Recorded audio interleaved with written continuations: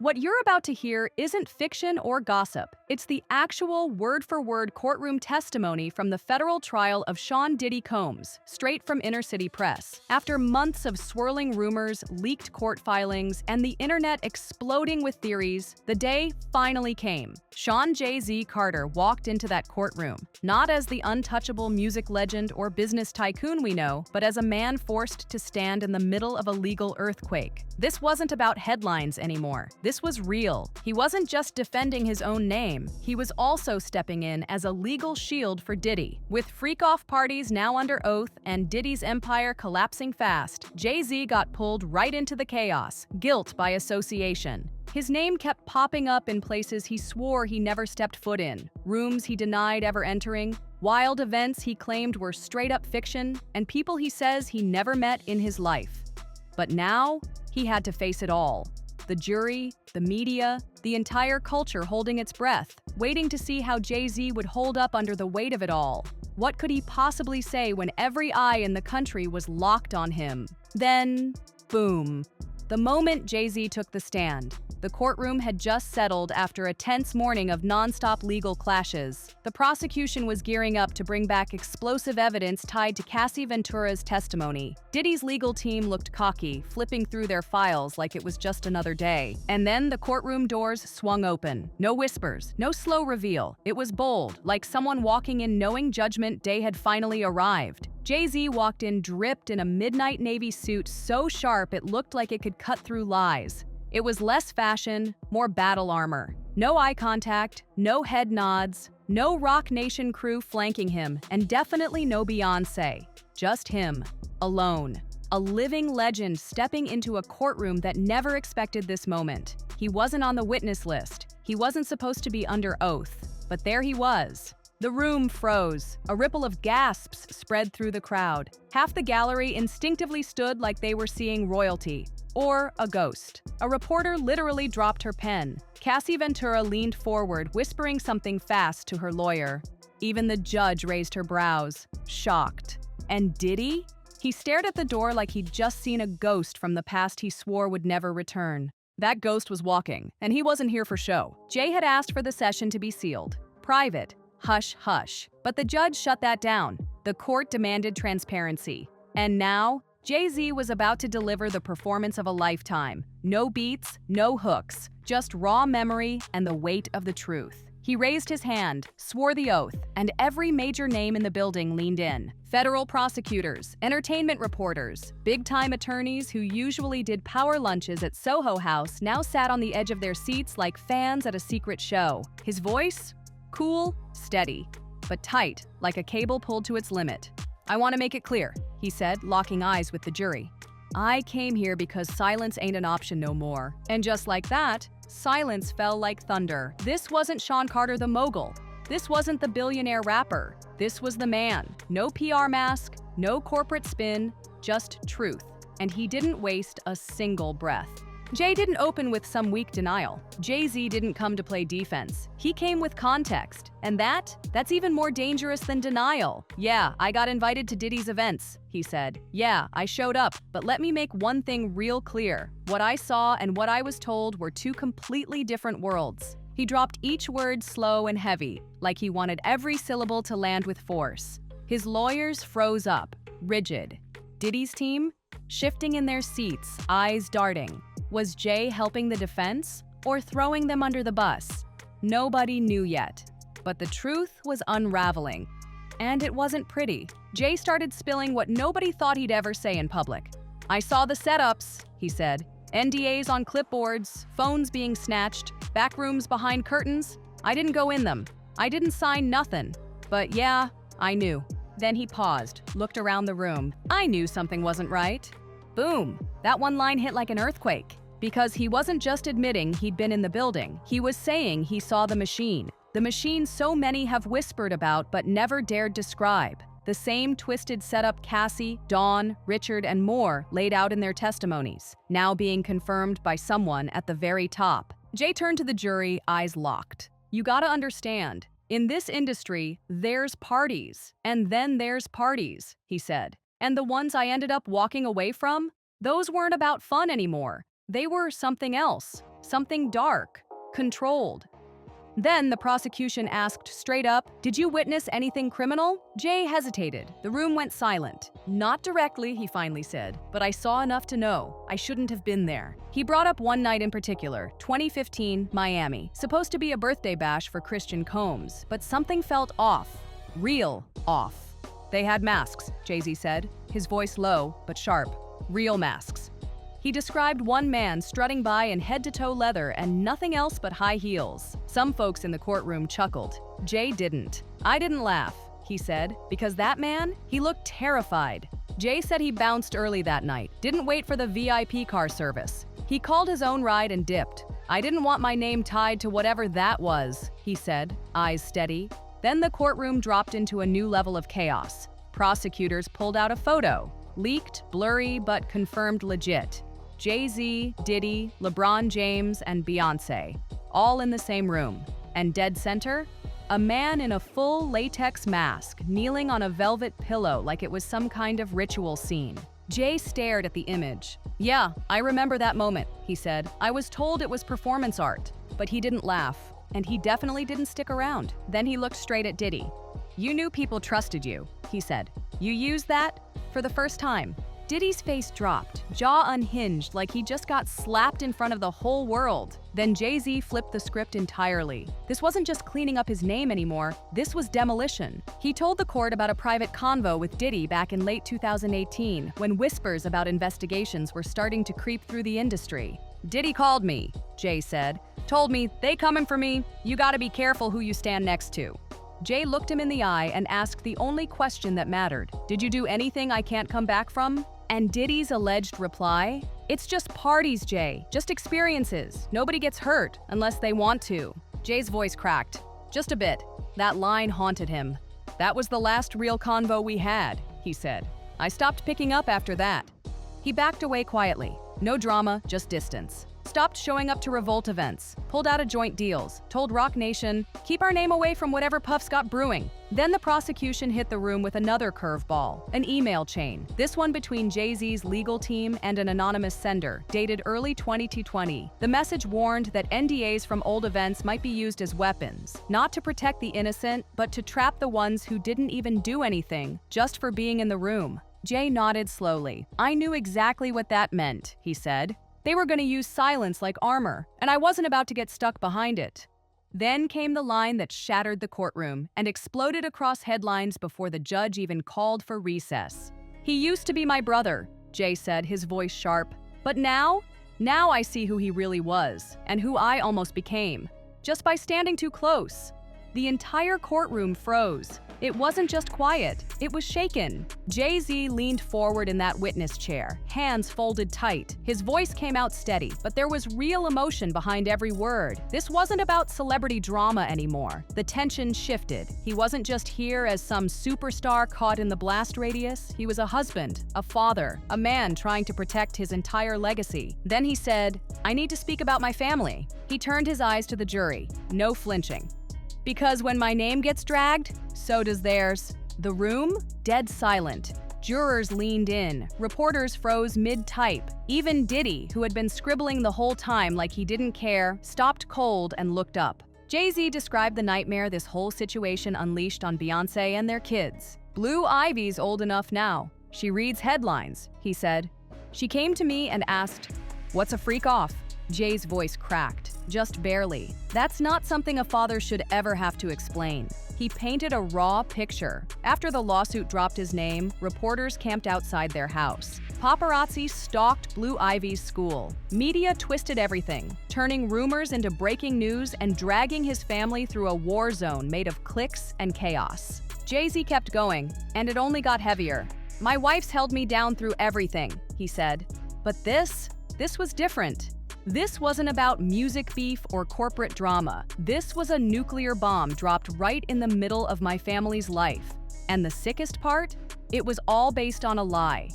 Then he zeroed in on one of the most viral claims, that he and Beyoncé were allegedly at the so-called freak-off in Miami back in 2015. Jay-Z didn't just deny it, he came prepared to destroy it. He reached into a folder and pulled out cold, hard proof. "We were in Paris," he stated. It was our anniversary. We stayed at the Hotel Plaza Athénée. He held up the evidence: flight records, hotel receipts, time-stamped photos, video footage, and eyewitness statements. We weren't there, he said, point blank. The prosecution reviewed everything. The judge asked the clerk to verify the timeline. It all lined up, every piece. Jay-Z didn't just have answers, he had receipts. But he wasn't done, not even close. He turned his fire toward the media circus that helped these rumors explode in the first place. When did we stop asking for proof? He demanded. When did an accusation become a conviction? He looked around the courtroom like he was staring down the whole internet. My name doesn't just belong to me, he said. It belongs to my wife, my kids, my legacy. I spent my life building something clean, something real, something that lifts my people up. And all it takes is one headline to tear it down?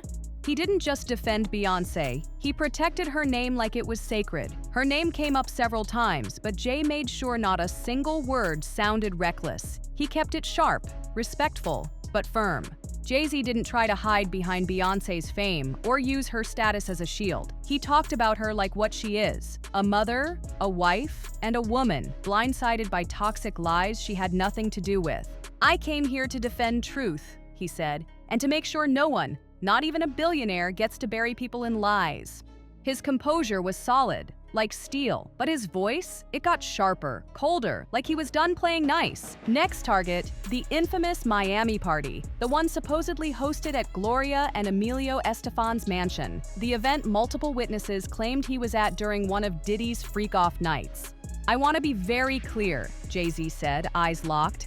I have never, in my entire life, been to a party at Gloria Estefan's house. Not in Miami, not anywhere, period. Then he pulled out the receipts, again. This time, a thick folder of documents, timelines, security logs, private transport manifests, and charity event flyers. He broke it down hour by hour. That night, I was in LA, he told the court, attending a charity dinner hosted by the Sean Carter Foundation at the Peterson Automotive Museum. He didn't stop at words. He handed over his speech transcript, the official guest list, a photo of him shaking hands with the mayor. Then the court clerk pulled it up on screen. Security footage logs from the museum showing Jay-Z entering and exiting with timestamps down to the minute. The receipts weren't just real, they were airtight. But the hardest hitting part, it wasn't the evidence. It was what Jay said after. He broke down how this whole mess even started. Jay called out the way lawsuits use vague language and how social media runs with innuendo. You don't need a lie to be loud, he said. You just need to say it enough times and let people repeat it. He explained that his name got dragged into the mud not because anyone saw him there, not because there was a shred of proof, but just because he used to show up at Diddy's parties back in the day. This is what it's come to, Jay-Z told the jury, his tone cutting. I went to a brunch once, and now I'm somehow guilty of everything this man's being accused of? He didn't hold back. The media, he said, twisted reality into a circus. They said I was seen at a place I've never stepped foot in. And from that, boom, articles by the dozen, tweets by the thousands, and damage that can't be undone. His legal team had receipts again. This time, a full report listing media outlets that pushed the lie over and over. The kicker? Not a single one asked him for comment. Not one bothered to fact-check. Even the judge had to admit, the records were valid. Jay-Z turned to the prosecution and laid it down flat. If you're gonna drag a man into a case this massive, you better come with more than gossip and guesses. Then things took a twisted turn. The final stretch of Jay's testimony veered straight into the dark underbelly of internet conspiracy chaos. The courtroom felt it shift, surreal but deadly serious. Jay shook his head and glanced at the jury. I've been called a lot of names in this industry, he said, but Illuminati puppet, master manipulator, murderer by association, that's a new one. He talked about how TikTok rabbit holes and wild YouTube deep dives had spun fantasy into evidence, clips connecting him to everyone from Harvey Weinstein, to R. Kelly, to Jeffrey Epstein. They say, where there's smoke, there's fire, he said. But sometimes, that smoke's just fog machines and edited clips built for clicks. Then he went all in. Jay-Z called out some of the most unhinged claims directly. People accusing him of being involved in Aaliyah's tragic death, orchestrating the deaths of Michael Jackson and Tupac, paying people off to stay quiet about Diddy's freak-offs. He looked the court dead in the eye. Not one of those claims has been backed by a single piece of real evidence, he said. But they get repeated because scandal sells.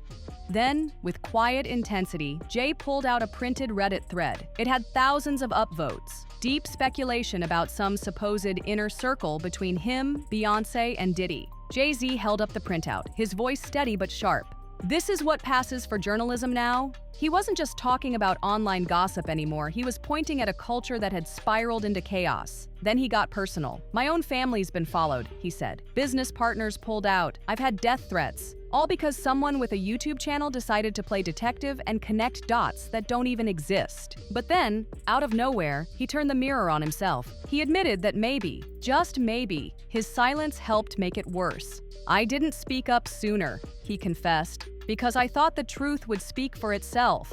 I thought people would see through the nonsense. But maybe I underestimated how fast lies spread, especially when they've got slick editing, creepy music, and fake receipts. And then came the closer, one that dropped like a hammer. I'm not asking you to like me, Jay-Z said, looking the jury in the eye. I'm asking you to listen, to think, to demand proof. Because if we don't draw the line right here, today, then none of us are safe from what's coming next. He leaned back, testimony complete. The room was dead quiet. No coughing, no shuffling, no side talk. Because Jay hadn't just defended himself. He'd redrawn the battlefield. Then came the moment everyone had been waiting for. The lead prosecutor stood. His name had been whispered around the courthouse all week. An aggressive, no-nonsense federal litigator known for rattling the biggest stars like they were interns. He fixed his glasses, looked straight at Jay-Z, and started moving. Cool, calculated. Mr. Carter, he said, you claim you were never at Gloria Estefan's house. You've shown us logs, timestamps, photos. That's compelling. Jay-Z nodded once. Because it's the truth, he replied, calm but firm. But the prosecutor wasn't done. He started pacing, setting up. You've also admitted under oath, he said, that you've attended Diddy-hosted events. High-profile ones, brunches, fundraisers, award parties. Jay took a breath. Yes, he answered carefully. No panic, no backpedaling. Industry events, public events, nothing like what's being described in this courtroom, Jay-Z clarified, holding the line. The prosecutor paused, then leaned in with purpose. Did you ever witness anything inappropriate at those events? Jay hesitated, just for a second, but long enough for everyone to feel it. No, he said finally. I saw celebs mingling, music playing. It was the usual scene. The prosecutor pressed harder. And you never saw Cassie Ventura at these events? Or anything that made you uncomfortable? Jay-Z's jaw clenched. The air got tighter. Cassie was there often, he said. She was Diddy's partner, but I never saw her in distress. And I definitely never saw the things she's describing in her testimony. Then the prosecutor switched tactics. So when you hear about coercion, abuse, the so-called freak-offs, you're saying all of that blindsided you? Jay didn't flinch. I'm saying I didn't see it, he replied, voice firm. And if I had, I wouldn't have stayed quiet. That's when the prosecutor went low. That's what Russell Simmons said too. The room gasped. A ripple of shock hit like a slap. Jay-Z blinked, just once. The poker face cracked for half a second. Objection, his lawyer snapped. Sustained, the judge said quickly, but the damage already done. That line was meant to sting, and it did. The prosecutor kept pushing, trying to suggest that Jay-Z's tight circle with Diddy meant he had to have known something, that maybe he was protecting more than just his name. But there was no evidence, just strategy, all smoke and mirrors. The jury watched, some raising brows, others nodding slowly. Then Jay-Z gave his final word before stepping down, and it cut through the courtroom like a blade. I'm not here to protect Diddy, he said. I'm here to protect my name. And if I was part of that world, if I even suspected it, I wouldn't be testifying. I'd be the one on trial. He stood, adjusted his tailored jacket, and stepped down from the stand. No Beyoncé in sight, but her absence? You could feel it in every stare. Jay-Z slipped out through the side door, flanked by tight security. But the courtroom, it didn't calm down. The tension stayed behind, clinging to the walls like static. Whispers exploded into full-on murmurs. Heads shook, gasps echoed. Some folks looked stunned, others smug, like they'd just heard the truth they'd always suspected. Reporters in the gallery were locked in digital overdrive, thumbs flying across phone screens, trading hot takes and leaked quotes. Social media? Already on fire. Headlines lit up like a wildfire. Jay-Z breaks silence under oath. Jay-Z versus the prosecution. Jay-Z defends Beyoncé and family from Diddy fallout. But while the internet had already handed down its verdict, something messier was unfolding in that courtroom. The jury, still stone-faced. Juror number 4, a middle-aged black woman in a beige pantsuit, kept scribbling in her notepad, eyes never leaving the front. Juror number 9, a young guy with a military buzz cut, stared at the witness chair like it might start talking again. Even the alternate juror looked shook, chewing on his pen cap, brows furrowed. In the back, one unexpected moment caught everyone off guard. A former bad boy intern, now a courtroom spectator, wiped a tear from her cheek. The sketch artist caught her mid-emotion. During recess, she told a reporter, "He talked like he didn't know, but we saw him there. Maybe he didn't see what we saw. Or maybe he just looked away." Cassie Ventura stayed frozen, cold, stoic, sat next to her lawyer without a twitch. But when Jay-Z's voice cracked talking about Blue Ivy, she looked up. Not soft, not moved, just curious, like she was trying to read him. Was he protecting his family or just protecting himself? And then there was Diddy. He'd kept his cool for most of the trial, barely moving, barely reacting. But now, the cracks showed. His pen tapped harder. His eyes darted across the room like a man searching for exits. Jay-Z's denials didn't come off like betrayal. They landed more like a warning. The ship was going down, and Jay had just jumped. The judge called for a short recess. The crowd flooded the hallway. Voices clashed hard. "He showed receipts," someone yelled. "He came clean. What else do y'all want?" "He's just saving face," another snapped. "He is the system." In between, the truth, still foggy, still out of reach. And back at Rock Nation HQ, silence. The team had dropped no post-testimony statement. Jay-Z's attorney, Alex Spiro, gave reporters just one short line outside the courthouse. "Mr. Carter testified truthfully and courageously. We stand by his integrity." But let's be real, nobody was sitting around waiting for legal statements. Within 12 hours, the media machine was already in overdrive. From TMZ to the New York Times, every outlet had broken down Jay-Z's testimony frame by frame. Some praised his raw honesty. Others called it nothing more than polished damage control. And Beyoncé? Her name trended worldwide for 36 hours straight. Her publicist? No comment. The fan base? Split right down the middle. Some rode hard for her, defending every word Jay said. Others started asking dangerous questions, like how deep the Carters were really tied to Diddy's empire. Meanwhile, the prosecution was licking its wounds and adjusting its playbook. Jay-Z hadn't wrecked their case, but he definitely made it messier. He'd stepped in, made himself human, drew a thick line between his family and the madness, and tossed the spotlight right back where it came from. But in doing that, he also cracked open something deeper, the culture of plausible deniability that runs deep in the industry. The district attorney's office put out a quiet, tight-lipped statement. "While Mr. Carter's testimony was significant, our investigation is ongoing and extends beyond any one individual." Translation? This story's far from over. Then came the wild card. 50 Cent, and you already know he wasn't gonna let this pass in silence. He posted a pic of Jay-Z on the witness stand with the caption, "Nice performance, but we ain't forgot them brunches, my guy." Boom, viral, instantly. Within days, more celebs started creeping back into the feed. Alicia Keys shared a quote about truth slicing through silence. Questlove dropped cryptic emoji tweets. Oprah even posted something vague about building from ashes. Jay-Z's reputation? It took a hit, but it didn't fall. He walked through fire and came out standing, but a little singed. His testimony didn't just shake up a courtroom, it cracked open an entire era. Because this trial, this wasn't just about Diddy. It was about power, access, allegiances, and the real price of looking the other way. Jay-Z survived the stand. But the real trial, the one that tests legacy, that one's just getting started. Drop your thoughts below. Do you think Jay was protecting the truth or protecting himself? Don't forget to like, share, comment, and subscribe. This saga's only getting deeper.